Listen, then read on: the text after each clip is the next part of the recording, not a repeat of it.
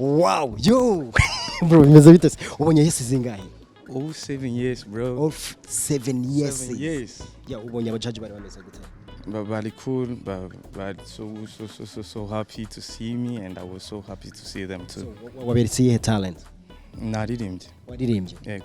Hip hop cyangwa kuririmba bisanzwe? Naririmbye indirimbo ya Leg ya Tires, really bita Just the Way You Are. Wow.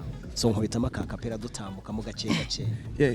She wants to be like them people on TV. Yeah, she wants to look like them girls at the magazine. She got big dreams to see herself on the big street. She say, what is it you like about me? Me say, woman, you nothing changed, nothing. I love you just where you are, girl. That's what's up. Right, so congratulations. Ubwo ngubwo next step Imana ishiremo imigisha bizagende neza. Thank you, sana.